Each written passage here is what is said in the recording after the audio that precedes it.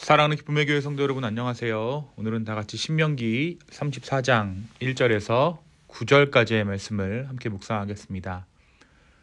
모세가 모압 평지에서 느보산에 올라가 여리고 맞은편 비스가 산꼭대기에 이르매 여호와께서 길앗 온 땅을 단까지 보이시고 또 온 납달리와 에브라임과 므낫세의 땅과 서해까지의 유다 온 땅과 네겝과 종려나무의 성읍 여리고 골짜기 평지를 소알까지 보이시고 여호와께서 그에게 이르시되 이는 내가 아브라함과 이삭과 야곱에게 맹세하여 그의 후손에게 주리라 한 땅이라.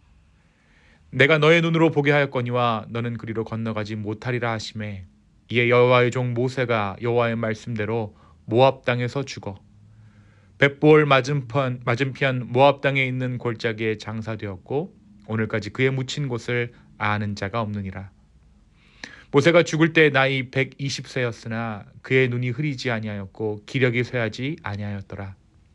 이스라엘 자손이 모압 평지에서 모세를 위하여 애곡하는 기간이 끝나도록 모세를 위하여 30일을 애곡하니라. 모세가 눈의 아들 여호수아에게 안수하였으므로 그에게 지혜의 영이 충만하니 이스라엘 자손이 여호와께서 모세에게 명령하신 대로 여호수아의 말을 순종하였더라. 아멘. 우리가 계속해서 신명기 말씀을 10월 들어 묵상하고 있습니다. 이제 신명기는 마지막 장에 다다랐습니다.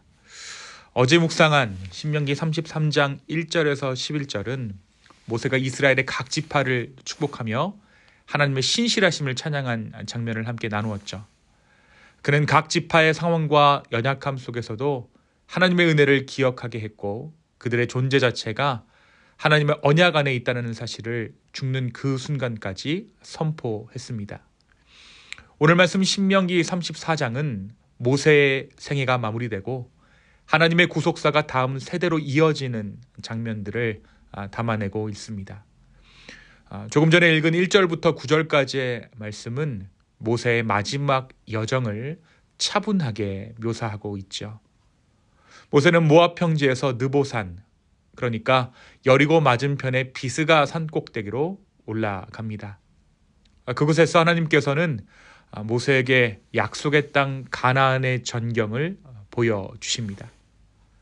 동쪽 길르앗에서부터 단까지, 납달리와 에브라임, 므낫세와 유다와 네겝, 그리고 여리고 평지와 소알에 이르기까지 하나님께서는 마치 한 폭의 거대한 약속의 지도처럼 그 땅 전체를 모세의 눈앞에 펼쳐 보이십니다. 이것은 단순한 지리적 시야가 아니라 하나님의 약속이 역사 가운데 어떻게 실현될지를 모세에게 보여주는 영적인 신앙의 시야였죠. 이후에 하나님께서는 모세에게 말씀하십니다. 이것이 내가 아브라함과 이삭과 야곱에게 맹세하여 그 자손에게 주겠다고 한 땅이다. 내가 너의 눈으로 보게 하였으나 그리로 들어가지를 못할 것이다. 하나님께서는 모세로 하여금 약속이 완성되는 순간을 눈으로 목도하게 하심으로써 그의 사명이 비록 마무리되지 않았어도 하나님의 일은 여전히 계속되고 있음을 확증해 주십니다. 그리고 나서 모세는 그곳 모압 땅에서 생을 마감하게 되죠. 하나님의 명령대로 그는 죽습니다. 성경은 모세의 죽음을 매우 조용히 그러나 경건한 존엄 가운데 기록하고 있습니다. 하나님께서 그를 모압 땅의 골짜기에 장사하셨고 오늘까지 그의 묘를 아는 자가 없느니라. 그의 무덤은 인간의 눈에는 숨겨졌습니다. 왜 이 모세의 무덤이 숨겨졌을까 생각해 보면 모세의 사역이 인간의 영광으로 마무리되지 않고 오직 하나님의 손에 맡겨졌다는 상징적인 그러한 의미가 있지 않을까 생각해 보게 됩니다. 또한 모세는 무려 120세에 그의 생을 마쳤지만 오늘 말씀은 그의 눈이 흐리지 아니하였고 기력이 쇠하지 아니하였다라고 기록하고 있습니다. 이 표현은 끝까지 깨어있던 모세의 영적 생명력을 말해주고 있죠. 모세는 인생의 마지막 순간까지 약속의 땅을 바라보며 그 약속을 믿음으로 그 믿음을 후세 가운데 전했습니다. 이스라엘 백성은 모압 평지에서 30일 동안 모세를 위하여 애곡하며 그의 죽음을 슬퍼합니다.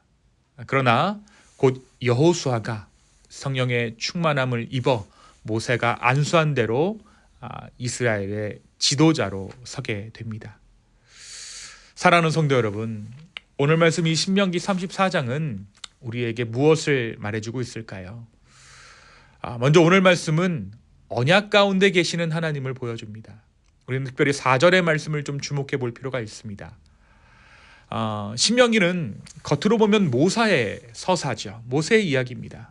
그의 생애가 시작되고 부름을 받고 광야의 여정을 지나 마침내 느보산에 이르는 이야기가 이 신명기의 이야기라고 할 수 있습니다. 그러나 이 말씀을 깊게 들여다보면 이 모든 서사의 중심에는 인간 모세가 아니라 언약을 이루시는 하나님이 계셨습니다. 오늘 말씀 4절에 뭐라고 말씀하십니까? 내가 너의 조상 아브라함과 이삭과 야곱에게 명사하여 그 자손에게 주겠다고 한 땅을 너의 눈으로 보게 하리라 라고 말씀하시죠. 이것은 하나님께서 약속을 끝까지 신실하고 이루고 계심을 확인하는 장면입니다. 그리고 모세에게 주어진 이 약속이 단지 한 개인에게 주어지는 성과, 그것이 아니라 언약 가운데 주어졌던 그러한 약속이라는 것이죠. 대대에 걸쳐 하나님의 언약 가운데 모세가 한 부분을 담당했다라는 것입니다. 사랑하는 여러분, 세월이 지나 세대를 거듭하는 가운데 하나님은 하나님의 약속을 이루어 가십니다. 우리의 삶, 우리의 인생도 그렇습니다. 우리는 나의 삶을 우리의 인생이라고 생각하며 살아가지만 우리의 삶을 이루어가는 것은 하나님의 약속입니다. 그 약속은 주님의 다시 오심이라는 언약이고 우리의 삶은 그 약속 가운데 그 약속 안에서 살아가는 믿음의 여정인 것이죠. 우리는 종종 내 인생의 목표와 성취를 중심으로 나의 삶을 조망하지만 하나님께서 보시는 인생의 관점은 다르다라는 것입니다. 하나님께서는 우리의 삶을 그분의 언약 한 조각으로 보고 계십니다. 그래서 우리의 삶에 소망이 있는 것이죠. 나의 어떠함에서 비롯된 것이 아니라 나의 삶이 하나님의 약속의 한 조각이라면 그 자체로 우리의 삶 가운데 소망이 있기 때문입니다. 오늘 하루 하나님의 언약으로서의 나의 인생을 조망할 수 있는 저와 여러분 되기를 소망합니다.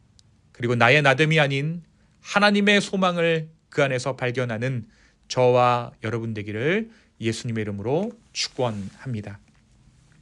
두 번째 오늘 말씀은 우리에게 이 모세의 삶을 통해 끝까지 하나님 손에 붙들려진 인생에 대해서 이야기하고 있습니다.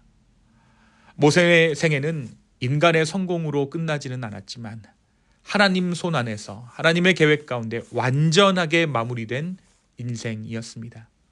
오늘 말씀이 증언하고 있는 대로 그의 무덤은 사람들 눈에는 감추어졌지만 그의 생명은 하나님의 기억 가운데 영원히 남았고 오늘을 살아가는 우리에게도 그의 삶은 남아있죠. 사랑하는 성도 여러분, 이처럼 하나님께 붙들린 인생은 세상의 무대에서 내려올지라도 결코 사라지지 않습니다. 그 삶은 하나님의 서사 가운데 계속해서 이어지게 되는 것이죠. 오늘 말씀이 기록하는 대로 모세의 기력이 마지막까지 쇠하지 않았던 이유도, 그가 끝까지 죽는 그 순간까지 현역으로 남아 있었던 이유도 바로 그가 끝까지 하나님의 능력으로 살았기 때문일 것입니다. 사랑하는 성도 여러분, 오늘 우리의 삶이 하나님의 서사 안에, 하나님의 이야기 안에 있다는 것을 믿을 때 우리의 삶은 모세처럼 끝까지 하나님 손에 맡겨진 인생이 될 줄로 믿습니다. 끝까지 하나님 손에 붙들린 인생, 가장 복된 인생, 그 삶을 온전히 사모하는 우리 모두 되기를 예수님의 이름으로 축원합니다. 이 시간 함께 기도하시겠습니다. 주님, 내 삶을 다시 한번 주님께 맡기며 아버지 앞에 드리며 나아갑니다.